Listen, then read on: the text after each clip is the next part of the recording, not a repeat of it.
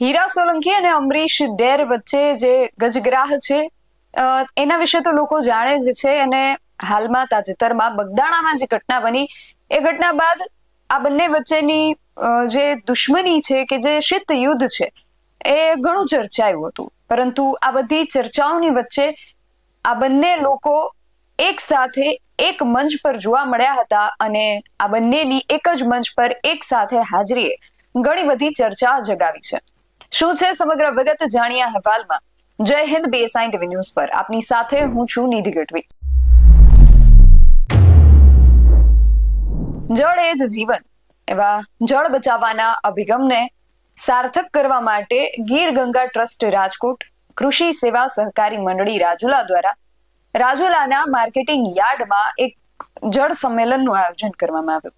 અને આ આયોજન જે હતું એ પૂર્વ ધારાસભ્ય અમરીશ ડેર દ્વારા કરવામાં આવ્યું હતું.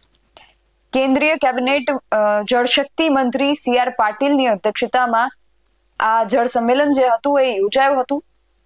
ઉર્જા અને કાયદા મંત્રી કૌશિક વેકરિયા, સાંસદ ભરત સુતરિયા, ઘણા બધા લોકો ત્યાં ઉપસ્થિત રહ્યા હતા. પણ આ કાર્યક્રમમાં ધારાસભ્ય હીરાલાલ સોલંકીની ખાસ ઉપસ્થિતિ જોવા મળી અને એક જ મંચ પર આ બંને નેતાઓને એક સાથે જોઈને લોકો વિવિધ ચર્ચાઓ કરી રહ્યા છે. ખૂબ વિશાળ સંખ્યામાં ખેડૂતો પણ આ જળ સંમેલનમાં ઉપસ્થિત રહ્યા હતા. સૌથી પહેલા તો આ સમગ્ર વિષયને લઈને CR પાટીલ અને અમરીશ ડેર દ્વારા શું કહેવામાં આવ્યું છે એ સાંભળીએ.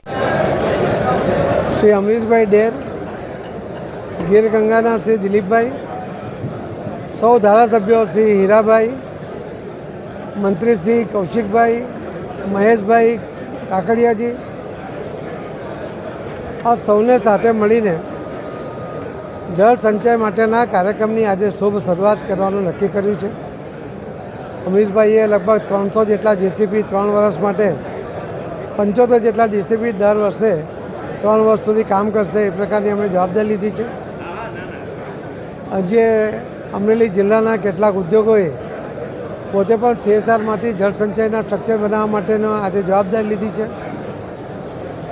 રાજ્ય સરકારને મનરેગામાંથી મળેલા પૈસામાંથી પણ ગુજરાતમાં લગભગ 4000 કરોડ રૂપિયા હજુ વાપરવાના બાકી છે.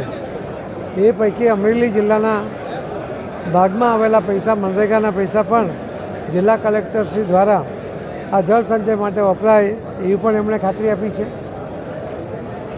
અનેક અલગ અલગ જગ્યાએથી માન્ય શ્રી કૌશિકભાઈ પટેલે એમના રાજ્ય સરકારના ફંડમાંથી પણ લગભગ 45 ગામોમાં તળાવો ઊંડા કરવાનું કામ એમણે પણ શરૂ કર્યું છે. આવનારા દિવસોમાં હજુ પણ આવા નવા નવા કામ ચાલુ થઈ રહ્યા છે. માનનીય પ્રધાનમંત્રી શ્રી નરેન્દ્રભાઈ મોદી સાહેબ કે એમણે પાણીનો એક સંકલ્પ લઈને જેમ સર્વાંગી વિકાસની વાત તો કરતા જ હોય છે, પણ સૌથી વધુ ભાર એમનો પાણી માટે હોય છે કે જળ સંચયનું મહત્ત્વ એ સમજે છે. પાણીને કારણે કોઈ મુશ્કેલી ન પડે. આવનારા દિવસોમાં આ દેશના વિકાસ માટે પાણીની જે જરૂરિયાત છે એ પૂરી થઈ જાય. આવનારી પેઢી માટે પણ પૂરતું પાણી મળી રહે, ક્વોલિટીનું પાણી મળી રહે, એગ્રીકલ્ચર માટે પણ અને ઇન્ડસ્ટ્રી માટે પણ પૂરતું જથ્થામાં પાણી મળે. અને એટલા માટે માનનીય પ્રધાનમંત્રી મોદી સાહેબ ખૂબ પ્રયત્ન કરી રહ્યા છે. ગુજરાતના મુખ્યમંત્રી શ્રી એ પણ પોતે ભૂપેન્દ્રભાઈ પટેલ પણ આમાં સહયોગ કરી રહ્યા છે. અને એના કારણે ગુજરાતનું ભવિષ્ય તો ઉજળું છે જ. પાણીની કોઈ તકલીફ ગુજરાતમાં ન પડે. પરંતુ મોદી સાહેબનું તો સપનું છે, એનો સંકલ્પ છે કે આખા દેશમાં કોઈ પણ જગ્યાએ, કોઈ પણ ગામમાં કે ખેતરમાં પાણીની તકલીફ નહીં પડવી જોઈએ. ને એટલા જ માટે મોદી સાહેબ કહેતા હોય છે કે ગામનું પાણી ગામમાં, સીમનું પાણી સીમમાં. અને એ સંકલ્પને અમલમાં મૂકવા માટે પૂરી તૈયારી સાથે એ કામ કરી રહ્યા છે. મને વિશ્વાસ છે કે માનનીય પ્રધાનમંત્રી મોદી સાહેબના નેતૃત્વમાં આવનારા દિવસોમાં આખા દેશમાં કોઈ એવી જગ્યા નહીં હશે કે જ્યાં પાણીની કિલ્લત હશે. આપ સૌનો ખૂબ ખૂબ આભાર. ધન્યવાદ. જળ એ જ જીવન અને આપણે આવનારી આપણી પેઢીને વારસામાં શું આપવું છે એ નક્કી મારે તમારે આજે કરવાનું છે. એ સંદર્ભે રાજુલા વિધાનસભા મત વિસ્તાર ઉપર બધા જ સાથે લઈ અને જળ સંચય અભિયાન શરૂ કર્યું છે અને એ અંતર્ગત જળ સંમેલન કાર્યક્રમ કર્યો છે. જોગાનું જોગ કેન્દ્રમાં જળશક્તિ મંત્રાલય આદરણીય સી આર પાટીલ સાહેબ પાસે છે. આદરણીય સી આર પાટીલ સાહેબ પણ આવ્યા. કૌશિકભાઈ વેકરિયાથી લઈ જિલ્લાના બધા ધારાસભ્યશ્રીઓ પણ આવ્યા અને અસંખ્ય લોકો સ્વયંભૂ રીતે એવી રીતે જોડાયા કે ખરેખર જળ સંચય કરવું આવનારી પેઢી માટે ખૂબ જરૂરી છે, અત્યારેની તાતી જરૂરિયાત છે.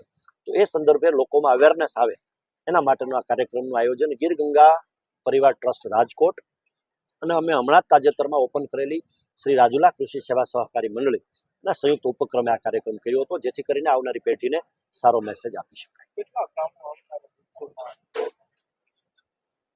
ભૂતકાળની જો વાત કરીએ તો 17 થી 22 દરમિયાન જ્યારે હું વિધાનસભાનું પ્રતિનિધિત્વ આ વિસ્તારનું કરતો હતો ત્યારે ઘણા બધા ગામોના કામો થયા હતા. અત્યારે પણ ઘણા બધા ગામોના કામો થાય એના માટેનું બીડું ઝડપ્યું છે. આશા રાખીએ, અપેક્ષા રાખીએ કે ખૂબ સારું થાય. આ બંને નેતાઓ અમરીશ ડેર અને હીરા સોલંકીને એક સાથે એક મંચ પર જોયા બાદ ઘણી બધી ચર્ચાઓ થઈ રહી છે, પરંતુ ભારતીય જનતા પાર્ટીના જ બંને હવે નેતાઓ છે. અમરીશ ડેર પણ હવે ભારતીય જનતા પાર્ટી સાથે જ જોડાયેલા છે, એટલે હવે આગામી સમયમાં આ મંચ પર જે નેતાઓ એક સાથે જોવા મળ્યા હતા, આ ઘટના હવે આગળ જતા શું એના પરિણામો લાવે છે, એની શું અસર થાય છે, ભાજપની અંદર એની શું અસર થાય છે, આ બંનેના વ્યક્તિગત એમના જે સમર્થકો છે એમના ઉપર આ જે ઘટના છે એની શું અસર થાય છે, એ ખાસ હવે જોવાનું રહેશે. તમારું આ સમગ્ર વિષયને લઈને શું માનવું છે અમને કમેન્ટ કરીને ચોક્કસથી જણાવજો. આવા જ વધુ અહેવાલો સાથે મળતા રહીશું. તમે મારી યુટ્યુબ ચેનલને સબસ્ક્રાઇબ કરવાનું અને અમને ફેસબુક અને ઇન્સ્ટાગ્રામ પર ફોલો કરવાનું ભૂલશો નહીં. બાકી નવી અપડેટ્સ માટે આપ જોતા રહો BS9 TV ન્યૂઝ. નમસ્કાર.